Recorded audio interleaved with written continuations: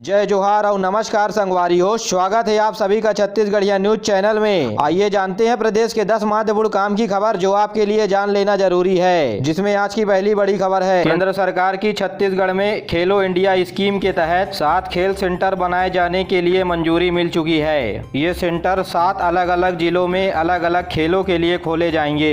Volleyball, tennis के लिए 2-2 केंद्र और फुटबॉल तथा एथलेटिक्स के लिए 1-1 केंद्रों की मंजूरी दी है। और इन केंद्रों के जरिए छत्तीसगढ़ के प्रतिभावान खिलाड़ियों का चयन किया जाएगा। उसके बाद इन खिलाड़ियों को राष्ट्रीय और अंतर्राष्ट्रीय कोचों के द्वारा प्रशिक्षण दिया जाएगा। खेलों के लिए भारतीय खेल प्राधिकरण वित्तीय सहायता भी देगी। बता दें कि खेल एवं युवा मंत्री उमेश पटेल के द्वारा इस संबंध में भारतीय खेल प्राधिकरण को केंद्र खोलने के लिए पत्र भेजा गया था, जिसके तहत स्वीतरी, बिलासपुर और बस्तर में तीरंदाजी सेंटर, राजनांदगांव और जसपुर में हॉकी सेंटर, गरियाबंद में वॉलीबॉल सेंटर और नारायणपुर खम सेंटर और सरगुजा में फुटबॉल सेंटर खोलने की बात कही गई है। और इन सेंटरों के जरिए छत्तीसगढ़ के खिलाड़ियों को अपनी प्रतिभा को निखारने का अच्छा मौका मिलेगा।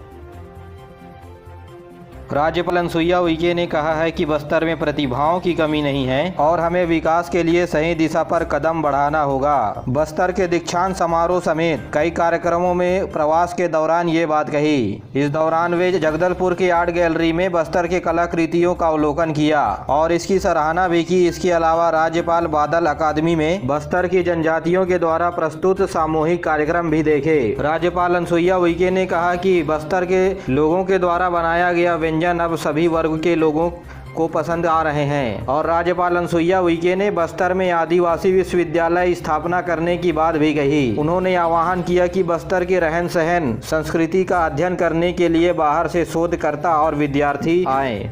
और वहीं राज्यपाल ने दलपत सागर का भी भ्रमण किया। छत्तीसगढ़ में कल यानी 7 मार्च से बजट सत्र का शुरुआत हो रहा है। रायपुर में मौजूद विधानसभा भवन में राज्यपाल अनुसुईया उइके अपने अभिभाषण से बजट की शुरुआत करेंगी। 8 मार्च को राज्यपाल के अभिभाषण पर चर्चा होगी, तो वहीं 9 मार्च को छत्तीसगढ़ के वित्त मंत्री भूपेश बघेल अपना बजट पेश करेंगे। और इस बजट सत्र के दौरान विद्यार्थियों, स्व सहायता समूह की महिलाओं और किसानों के लिए तथा शिक्षकों के वेतन भत्तों से जुड़ी हुई बातों पर मोहर लग सकती है तथा विधानसभा में पेशा कानून समेत कुछ अहम बिल भी लाए जा सकते हैं। नीति आयोग के द्वारा आकांक्षी जिले बस्तर में संचालित महिलाओं के द्वारा वनोपज पर आधारित बस्तर फूड फर्म और आकांक्षी जिले दंतेवाड़ा से महिलाओं के द्वारा महुआ से खाद बनाने की पहल को सराहा है। नीति आयोग ने इस बारे में 2 अलग अलग ट्वीट किए हैं। और नीति आयोग ने लिखा है कि क्या आप जानते हैं बस्तर में महुआ जनजातियों के अर्थव्यवस्था का अभिन्न अंग है। साथ में उन्होंने ये भी बताया कि महुआ औषधि तत्वों से भरपूर एक मीठा फूल है। छत्तीसगढ़ में महुआ से जैम, जेली, लड्डू और विभिन्न प्रकार के खाद्य पदार्थ बनाए जा रहे हैं। इस ट्वीट के चित्र में हाइजीन के साथ महिलाओं के द्वारा किचन में लड्डू उत्पादन करते हुए दिखाया गया है। रायपुर में राष्ट्रीय महिला दिवस के अवसर पर महिला एवं बाल विकास विभाग के द्वारा महिला मड़ई मेले का आयोजन किया जा रहा है। और यह राज्य स्तरीय 3 दिनों तक मेला चलेगा। और इसी मेले में राज्य की स्व सहायता समूह के महिलाओं के द्वारा स्वनिर्मित उत्पादों की 3 दिनों तक बिक्री भी की जाएगी, जहां महिलाओं की सशक्तिकरण और जीवन में आत्मनिर्भर होने का झलक दिखाई देगा। रायपुर के बीटीआई ग्राउंड में 7 मार्च से मड़ई मेले का आयोजन किया जाएगा और 8 मार्च को महिलाओं के द्वारा साइकिल रैली भी निकाली जाएगी। और कार्यक्रम का उद्घाटन महिला एवं बाल विकास मंत्री अनिला भेड़िया करेंगे। मुंगेली में Swami Atmanand English medium school में पढ़ने वाले विद्यार्थियों ने एक नई उपलब्धि हासिल की है। खगोल विज्ञान के क्षेत्र में नासा के द्वारा आयोजित परियोजना में इस स्कूल के विद्यार्थी इंटरनेशनल एस्टेरॉयड सर्च कैंपेन में हिस्सा लिया और एस्टेरॉयड की खोज भी की। और इनके खोजे गए एस्टेरॉयड का नाम ASM 023 रखा गया है। और मुंगेली स्कूल के विद्यार्थी अपने पढ़ाई के साथ साथ एस्ट्रोफिजिक्स के क्षेत्र में भी काम कर रहे हैं और अब विद्यार्थी इस क्षेत्र में काम करने के लिए उत्साहित हैं। तो वहीं लैब कंट्रोलर पालू ओझा ने बताया कि खगोल क्षेत्र में और भी उत्साहित विद्यार्थियों को जोड़ा जा रहा है।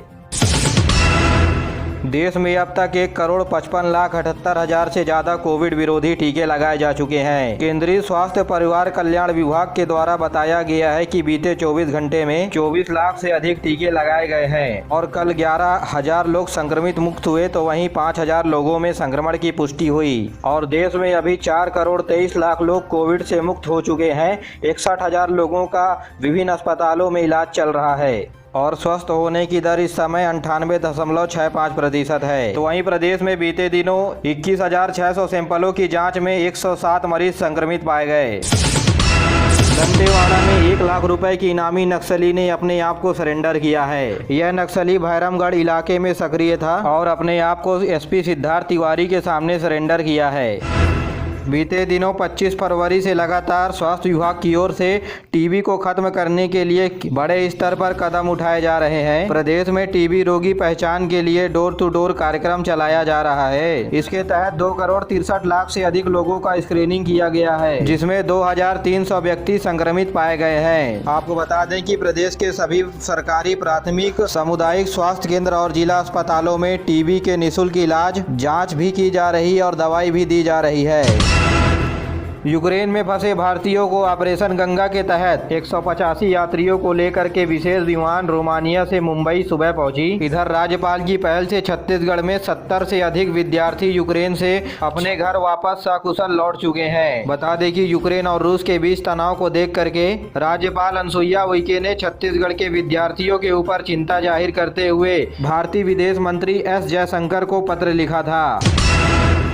दुर्ग जिले में बीते रात सड़क दुर्घटना में 4 लोगों की मौत हो गई। घटना स्थल पर मौजूद लोगों ने बताया कि एक मोटरसाइकिल में 3 लोग सवार होकर के धमधा की ओर जा रहे थे। इसी बीच धमधा फ्लाईओवर में विपरीत दिशा से आ रहे ट्रक ने उनके मोटरसाइकिल को टक्कर मार दी। टक्कर इतना जोरदार रहा कि मोटरसाइकिल पर सवार तीनों युवक फ्लाईओवर के नीचे गिर गए और ट्रक करीब 20 मीटर फ्लाईओवर के रेलिंग को तोड़ते हुए फ्लाईओवर के नीचे खड़े पिकअप के ऊपर जा गिरा। इस हादसे में 3 मोटरसाइकिल सवार युवक और ट्रक चालक की मौके पर ही मौत हो गई। मुख्यमंत्री भूपेश बघेल ने इस सड़क दुर्घटना में हुए 4 लोगों की मृत्यु पर दुख जताते हुए उनके परिवारों के प्रति संवेदना प्रकट की है।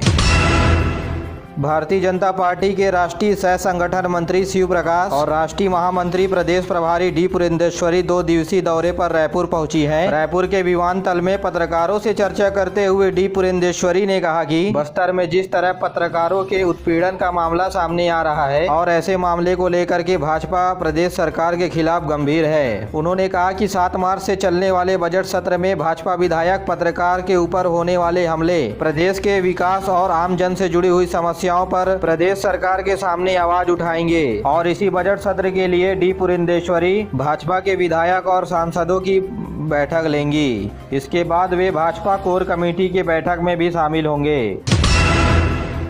छत्तीसगढ़ में माध्यमिक शिक्षा मंडल के 10वीं और 12वीं की बोर्ड परीक्षा शुरू हो गई है। परीक्षा मंडल की ओर से हेल्पलाइन नंबर 180022334363 जारी किया गया है। इस नंबर पर परीक्षार्थी और पालक फोन करके अपनी समस्याओं को बता सकते हैं, जिसमें विशेषज्ञों की ओर से समाधान भी किया जाएगा।